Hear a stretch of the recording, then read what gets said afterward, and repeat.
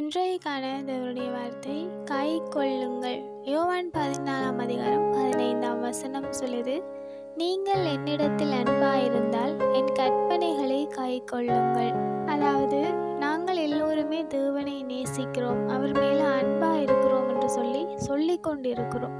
ஆனால் இந்த வசனம் சொல்லுது, நாங்கள் அவர் மேல அன்பா இருக்கிறோமாக இருந்தால் அதற்கு அடையாளம் அவருடைய கற்பனைகளை கை கொள்ளுவது மாத்திரம்தான். தேவன் முக்கியமான கற்பனைகள் என்று சொல்லி 2 வைத்திருக்கிறார். அந்த கற்பனைகளுக்குள்ளேயே முழுவதுமாக அடக்கப்பட்டிருக்கிறது.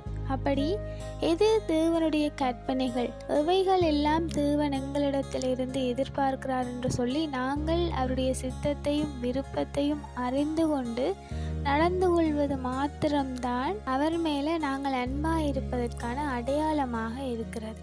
ஆகையால் நாங்கள் தேவன் மேலே அன்பாக இருக்கிறோம், அவரை நேசிக்கிறோம் என்று சொல்லி வெறும் வாயினால் மாத்திரம், வார்த்தைகளால் மாத்திரம் சொல்லி கொண்டிருக்காமல் அதை அடையாளப்படுத்தவும் வேண்டும். உண்மையிலேயே அன்பு என்பது வார்த்தைகளில் இல்லை, செயல்களில் தான் உள்ளது.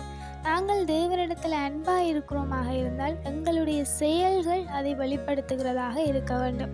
நாங்களுடைய கற்பனைகளை கை கொண்டு நடக்கிறோமாக இருந்தால் மாத்திரம்தான் நாங்கள் அவர் மேலே அன்பாக இருக்கிறதாக பொருள் கொள்ளுகிறது. ஆகையால் தேவன் மேலே உண்மையிலேயே அன்பாக இருக்கிறோமாக இருந்தால் அவருடைய கற்பனைகளை கை கொள்ளுகிறவர்களாகவும் இருப்போம். Have a nice day.